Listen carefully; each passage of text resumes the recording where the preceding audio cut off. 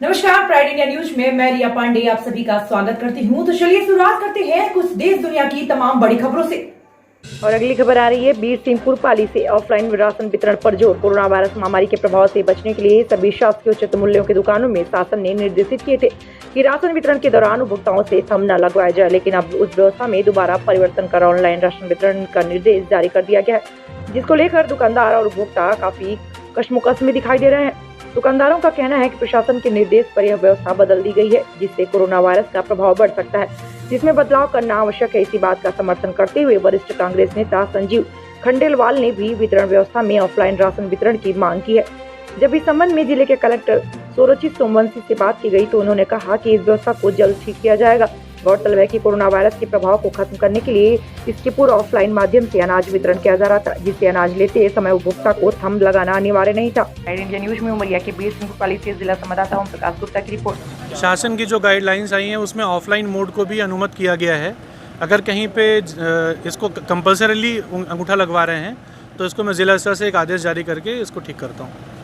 Sir, पहले तो ये था कि ऊपर से हमारे विभाग से निर्देश सरकार से आया, कलेक्टर साहब के नागरिक आपूर्ति से आया कि यहाँ बिना थंब लगाए हुए वितरण किया जाए राशन। फिर इसके बाद 21 तारीख को तत्काल बदल दिया गया कि बिना अंगूठा लगाए अब राशन किसी को दिया नहीं जा रहा है। इसलिए हमने लोगों ने फिर से अंगूठा लगवाना शुरू कर दिया। बिना अंगूठा लगवाए दिया नहीं जा सकता, क्योंकि अगर उसमें अंगूठा नहीं लगवाते तो इनका राशन नहीं निकले।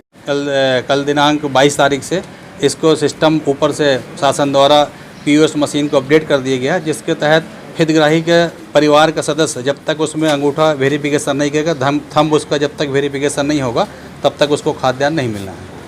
आप संतुष्ट हैं? क्या मानते हैं कि ये कहीं ना कहीं तो गलती है, ये चूक मानी जाए, क्योंकि कोरोना वायरस को लेकर के काफ़ी शासन ने एहतियात बरता। जिस तरीके से कोरोना वायरस को देखते हुए शासन ने एहतियात बरता है उसके हिसाब से तो ऐसा नहीं होना चाहिए, क्योंकि POS मशीन पर यदि सारे लोग आकर के बार बार उस थंब उसमें लगाएंगे तो जो स्कैनर है वहाँ पर कहीं ना कहीं संक्रमण की खतरा उत्पन्न होता है। लेकिन चूंकि अब शासन के निर्देश है और गरीबों के कल्याण के लिए हमको ये काम करना पड़ेगा, इसलिए हम लोग उसका काम करते हैं और शासन के निर्देशों का पालन करते हैं। नहीं तो क्या आप चाहते हैं इसमें ऐसा बदलाव होना चाहिए कि इसमें सुरक्षा की दृष्टि से कुछ बदलाव होना? सुरक्षा की दृष्टि से बदलाव होना चाहिए, फिर भी जो शासन निर्देश करता है उसके तहत हम लोग यहाँ पर वितरण करते हैं। आप लोगों की तरफ से क्या कुछ मांग की गई अभी इसको लेकर?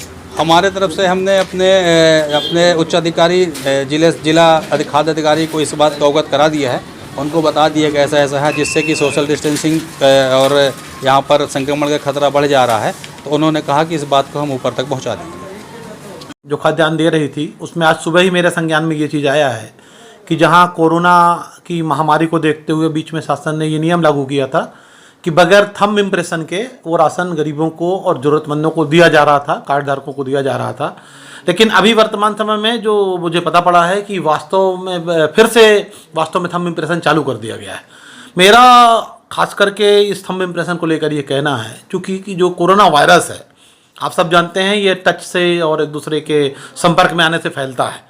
तो यदि ये नियम अभी लागू किया गया है तो ये इस वायरस को बढ़ाने की तरफ कदम होगा। शासन से मेरा निवेदन है कि अभी कुछ समय के लिए, जब तक जैसे 3 मई तक के लिए लॉकडाउन है की सीमा है, तब तक के लिए जो राशन वितरित किया जा रहा है वो विदाउट थंब इम्प्रेशन वितरित किया जाए, जिस